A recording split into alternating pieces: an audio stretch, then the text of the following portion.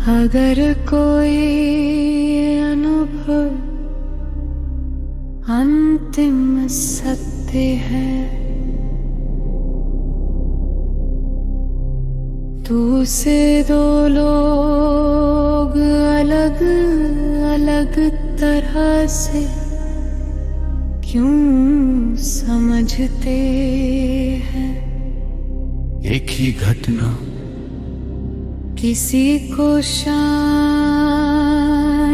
देती है, किसी को भय देती है, किसी को कुछ नहीं दे। तो क्या सत्य बदल रहा है या अनुभव बदल रहा है?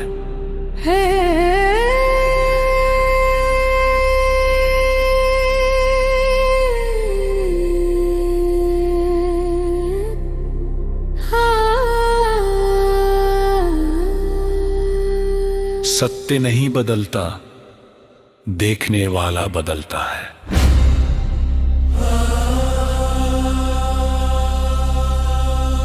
यहीं पर विज्ञान और दर्शन अलग हो जाते हैं, क्योंकि विज्ञान कहता है अगर देखने वाला बदल रहा है तो निष्कर्ष को सार्वभौमिक सत्य नहीं कहा जा सकता, बल्कि उसे कहा जाएगा व्यक्तिगत अनुभव आधारित वास्तविकता।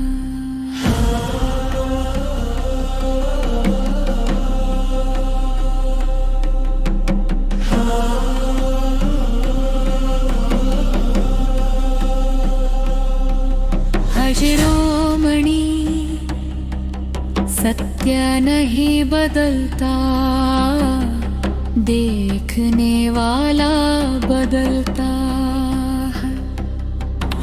शिरोमणि सत्य नहीं बदलता,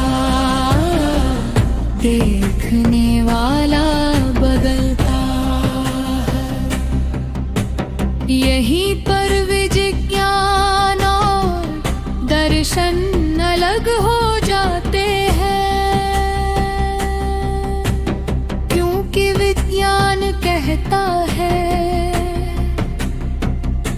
अगर देखने वाला बदल रहा है तो निष्कर्ष को सार्वभौमिक सत्य नहीं कहा जा सकता, बल्कि उसे कहा जाएगा व्यक्तिगत अनुभव आधारित वास्तविकता।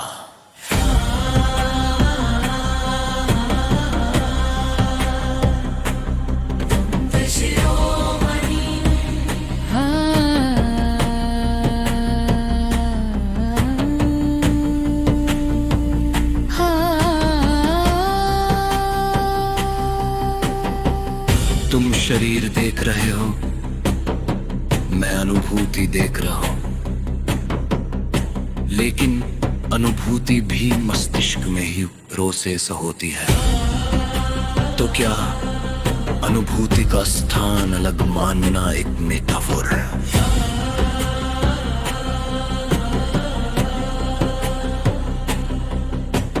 रूपक भी सत्य की ओर संकेत कर सकता है। सही बात, लेकिन संकेत को ही अंतिम चीज मान लेना भ्रम पैदा कर सकता है। मैं कौन हूं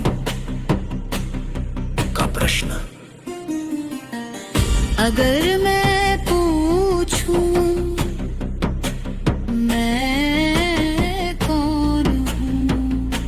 तो आपके अनुसार उत्तर क्या है?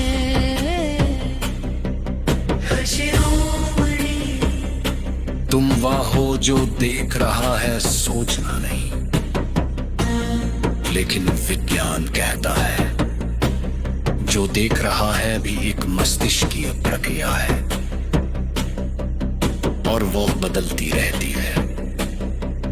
नींद में अलग सपने में अलग, जगने में अलग, तो क्या स्थाई देखने वाला वास्तव में मौजूद है। स्थायित्व अनुभव में है, रूप में नहीं। यानी स्थायित्व एक फीलिंग है, न कि वस्तु। हाँ, यदि तुम उसे वस्तु मानते हो तो वो छूट जाता है। अगर दोनों ही सिल्क है तो समाधान क्या है? सीमा को छोड़ देना यके सीमा को समझना और उसे पार करने का दावा ना करना। इस समागम का निष्कर्ष कोई अंतिम कर नहीं जाता, बल्कि तीन स्पष्ट प्रश्न छोड़ता है। क्या अलभाव स्वयं में पर्याप्त प्रवाह है? क्या तर्क बिना अनुभव अधूरा है? क्या जस तीन पोलों के बीच नहीं संलग्न है? अगले ही दिसूरे हम इन सवालों को और गहराई दे। क्या चेतना ही व्यक्तिगत अनुभव है या साझा वास्तविकता? अब कहते हैं तीन अंधों मेरा बर्ताव, लेकिन आनंद को पूरी तरह नकारने रासनी। जो भी सोच, योजना, भाषा, विज्ञान इनमें इस मन से ही को आते हैं। मन साधन है, स्वामी में।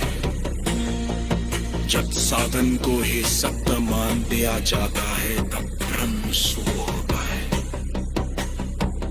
मन जीवन जिलाने के लिए, जीवन बुलने के लिए